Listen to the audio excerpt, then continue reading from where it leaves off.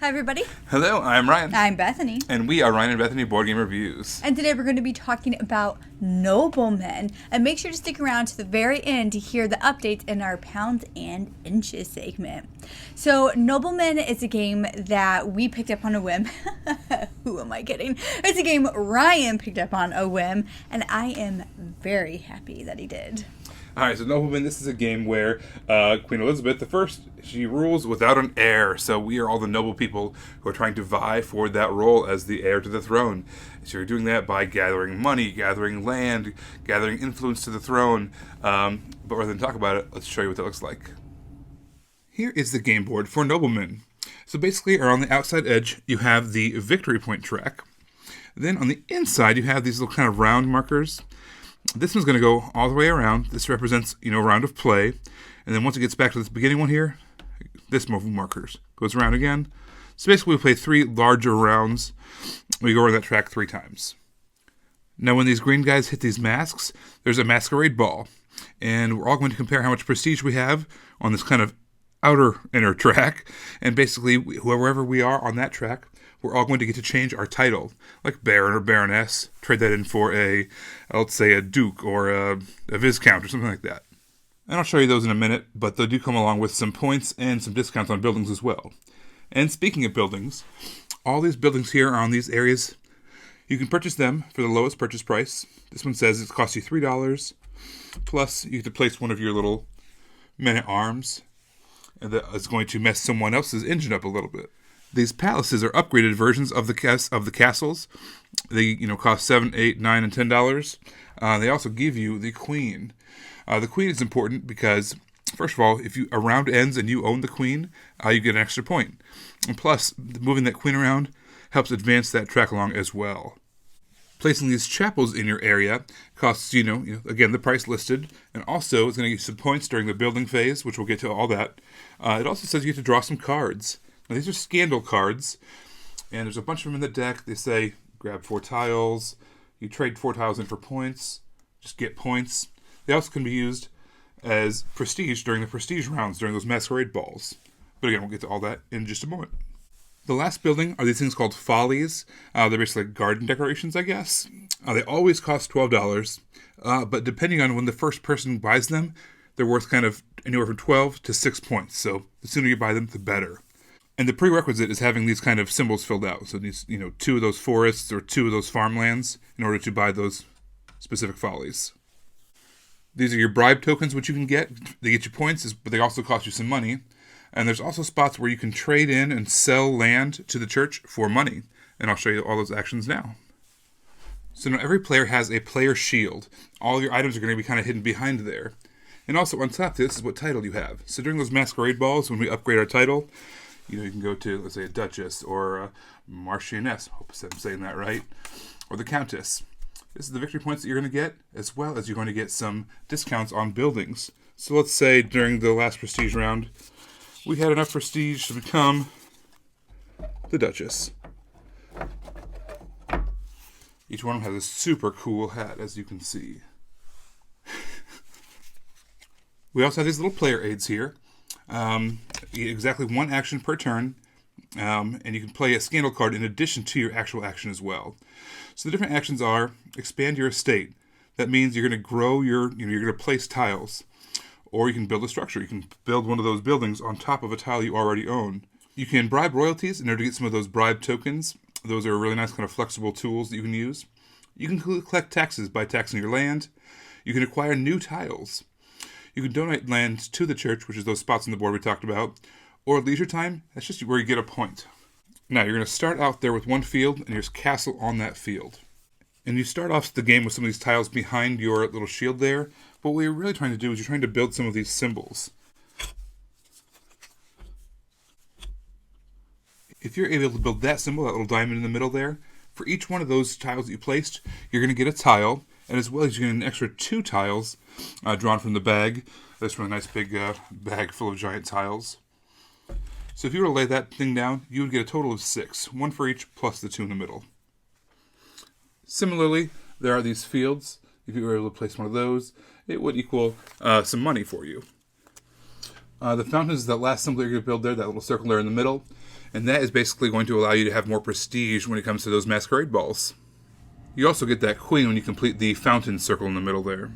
Now, these fields don't actually do anything for you when you build them. However, that is how you are able to add more buildings on. Those fields are the only places where you can build those buildings.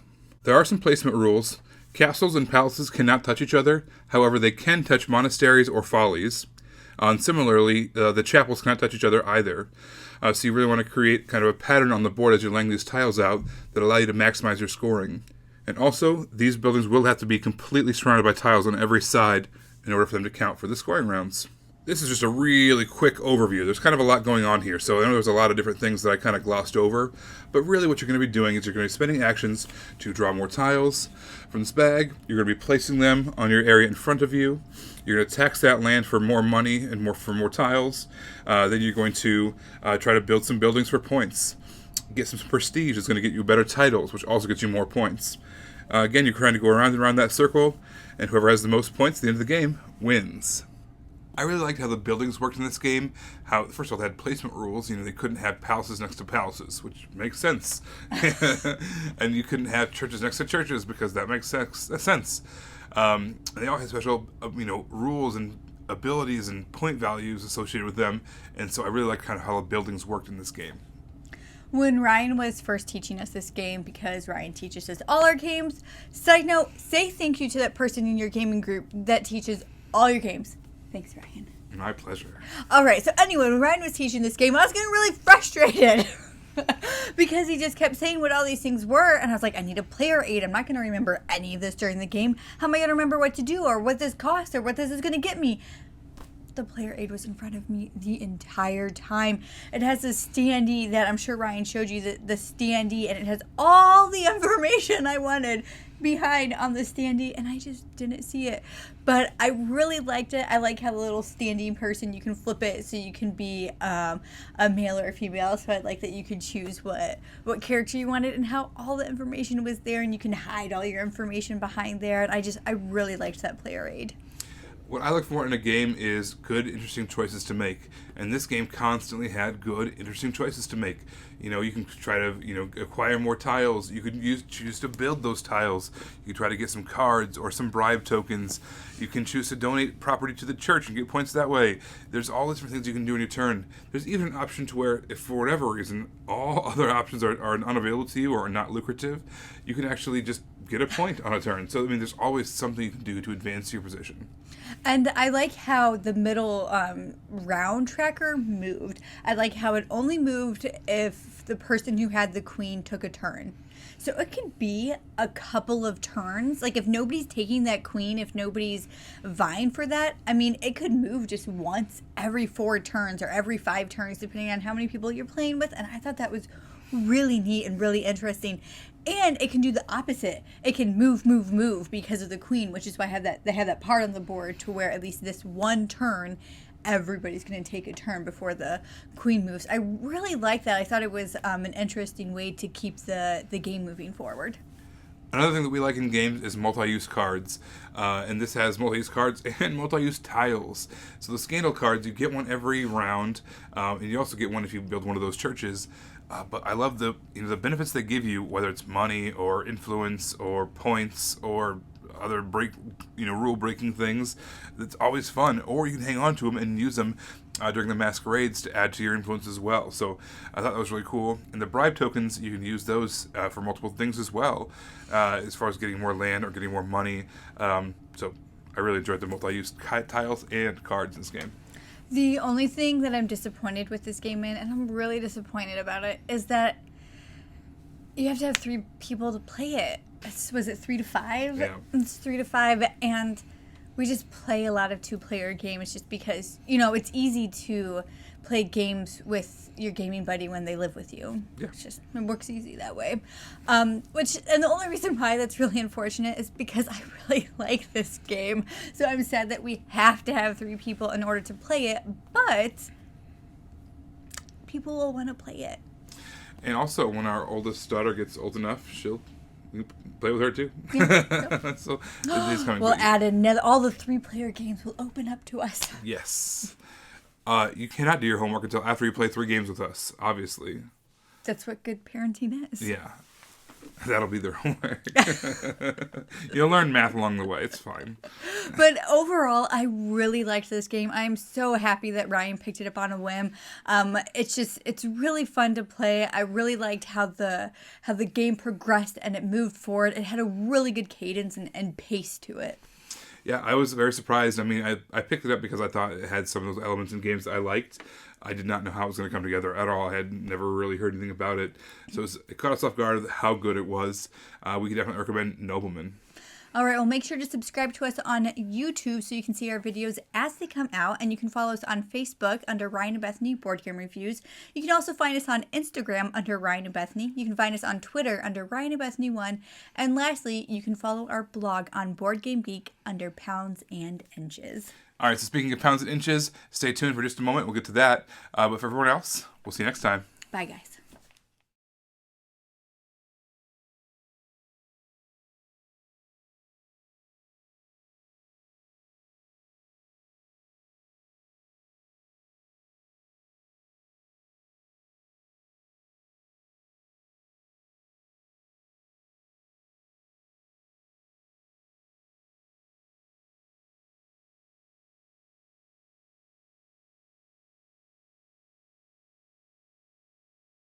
All right, so hey guys, we're trying something new out. Thought we'd try putting our pounds and inches at the end. We want to do what's best for everybody, for us, for our viewers.